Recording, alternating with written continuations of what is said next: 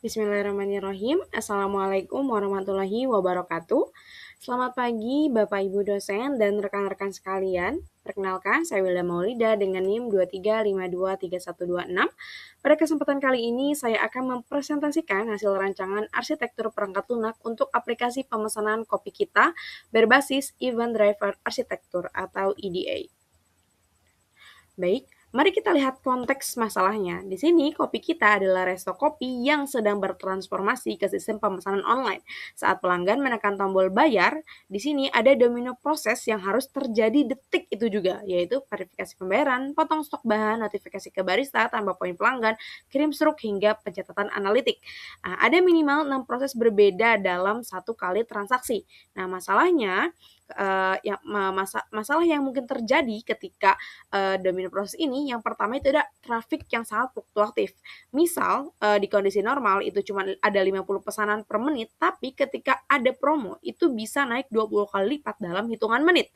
Nah, masalah yang kedua yaitu jika tim marketing meminta untuk menambah promo semacam voucher otomatis seperti itu, tanpa mau menunggu tim developer mengubah atau merilis ulang kode checkout utama, itu akan sangat susah gitu. Nah, lantas bagaimana kita merancang arsitektur yang cepat, tahan banting, dan juga fleksibel untuk kebutuhan ini?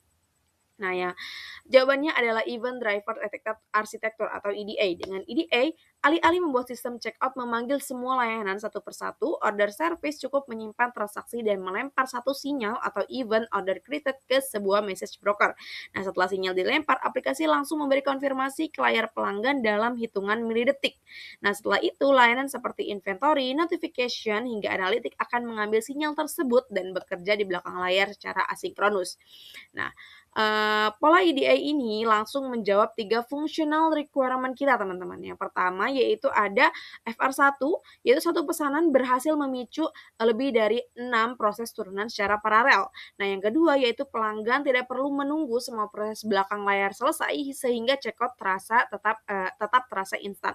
Nah, yang FR ketiga yaitu ketika marketing ingin menambah fitur voucher, kita tinggal buat subscriber baru tanpa menyentuh satu baris pun kode di order service utama. Nah, untuk non-functional requirement-nya sendiri itu yang pertama, ini effort pertama itu dari skalabilitas. Nah, saat terjadi lonjakan promo 20 kali lipat, message broker seperti Kafka atau RabbitMQ bertindak sebagai penampung antrian atau buffer agar server tidak overload.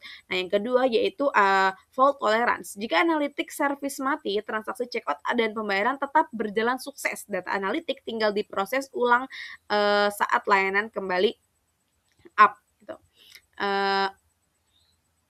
Yang ketiga yaitu adalah coupling. Nah, model pembuat pesanan terisolasi penuh dari model pemprosesan gitu. Dan selanjutnya itu ada justifikasi batasan sistem. Arsitektur ini juga selaras dengan dua batasan sistem, teman-teman. Yang pertama yaitu mendukung eventual konsistensi, yaitu data point dan analitik tidak masalah jika jeda beberapa detik dari transaksi real. Dan constraint kedua yaitu menjamin otonomi tim, yaitu tim marketing dapat merilis layanan promo baru secara mandiri tanpa tergantung pada tim inti developer sendiri.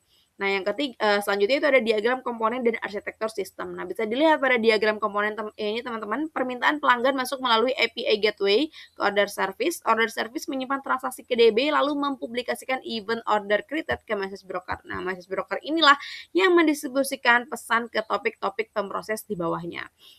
Nah, alur datanya sendiri itu dibagi menjadi dua fase, teman-teman, yaitu pertama fase sinkronus, yaitu langkah 1-3, pelanggan checkout, terus simpan ke DB, dan publish ke event. Nah, ini selesai sangat cepat dalam hitungan milidetik. Yang fase kedua itu ada asinkronus, yaitu 6 layanan pemroses mengambil event tersebut dan menyelesaikan tugasnya masing-masing di background, itu di langkah 4-5, teman-teman. Nah, terus selanjutnya itu rincian layanan konsumen atau subscriber. Nah, setiap subscriber bekerja secara independen. Yang pertama ada payment service untuk memverifikasi pembayaran, yang kedua ada inventory yaitu memotong stok, yang ketiga loyalty untuk menambah poin, notification untuk mengirim pesan ke barista dan pelanggan, ada analitik untuk mencatat data penjualan dan juga voucher service untuk mengecek kualifikasi dari promo. Nah, selanjutnya itu ada pola alternatif. Nah, sebagai pembanding, kami sempat mempertimbangkan pola microservice sinkron via REST API. Namun, pendekatan ini kurang cocok karena order service harus memanggil lebih dari 6 API secara berurutan. Nah, proses checkout jadi lambat dan jika satu layanan seperti analytic down, itu proses checkout pelanggan bisa ikutan crash atau disebut juga sebagai domino effect. Nah, selanjutnya itu ada analisis trade-off. Nah, melalui table trade-off ini terlihat jelas ya teman-teman bahwa EDI unggul mutlak dibanding REST sinkron, baik dari segi kecepatan checkout, toleransi kegagalan, kemudahan tambah fitur baru, maupun ketahanan saat terjadi lonjakan beban 20 kali lipat. Untuk kesimpulan dan rekomendasinya, kesimpulannya Event Driver arsitektur ini adalah solusi paling optimal untuk kopi kita. Nah, ide ini memberikan performa tinggi bagi pelanggan, ketahanan sistem bagi tim teknis, dan juga fleksibilitas inovasi bagi tim marketing. Oke, baik, mungkin cukup sekian presentasi dari saya mengenai solusi arsitektur aplikasi kopi kita. Terima kasih atas perhatiannya. Dan jika ada yang bertanya, boleh juga drop di kolom komentar. Baik, saya akhiri. Wassalamualaikum warahmatullahi wabarakatuh.